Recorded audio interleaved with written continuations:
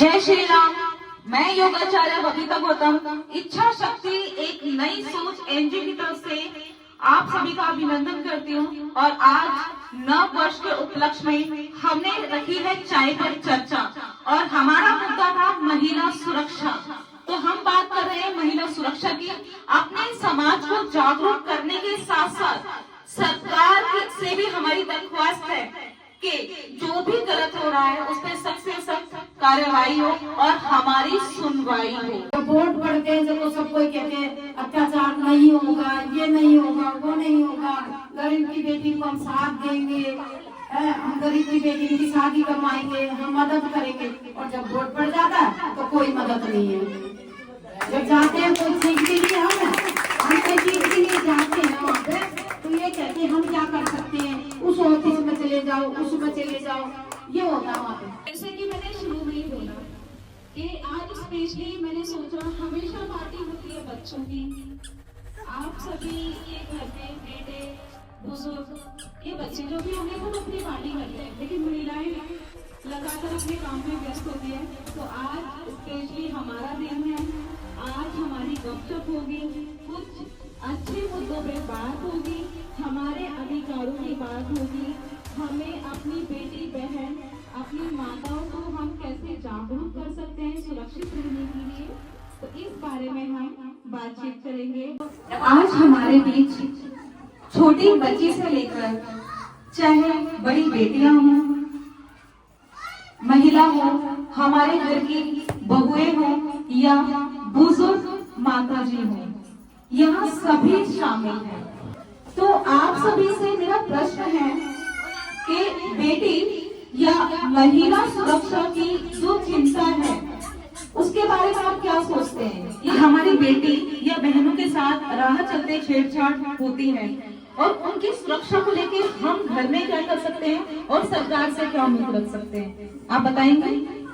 पहली बात तो ये बच्चों का पूरा ध्यान रखना चाहिए, माँ बाप को उनके साथ में जाना चाहिए, उनके साथ में आना चाहिए, बच्चों की पूरी सेफ्टी करनी चाहिए। फिर उससे दूसरा सरकार को भी ऐसे ही करना चाहिए बच्चों के साथ में कि सिक्योरिटी रखनी चाहिए बच्चों की सुरक्षा के लिए।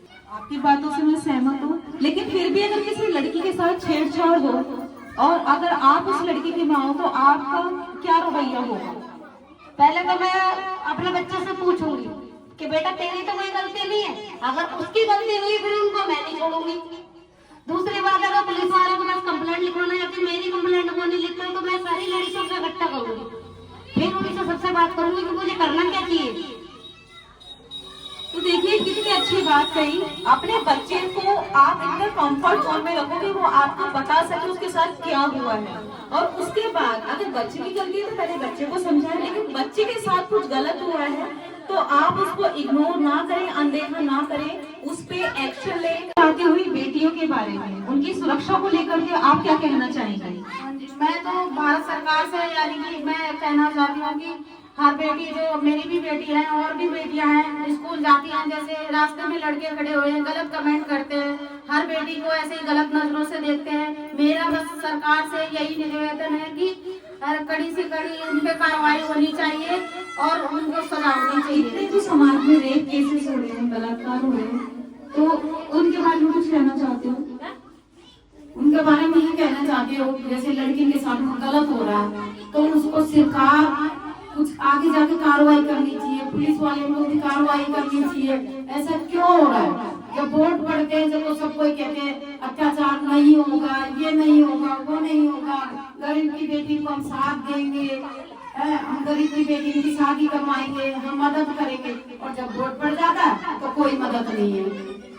जब जाते हैं कोई चीज के लिए हम कोई चीज के लिए जाते हैं वहाँ पे तो ये कहते हैं हम क्या कर सकते हैं, उस ऑफिस में चले जाओ, उसमें चले जाओ, ये होता है वहाँ पे। कोई मदद नहीं होती गरीब की बेटी के लिए, कोई मदद नहीं करता। लेकिन कितनी अच्छी बात है, घर में रहने वाली माताओं को भी ये खौफ है कि हम बेटियों को ज्यादा पढ़ाएंगे, उनके साथ कुछ गलत हो गया तब भी लोग यही कहेंगे कि आपने इतना पढ़ा लिखा लिया इसलिए बच्चे बिगड़ गए। कोई एक्शन लेने को तैयार नहीं होता।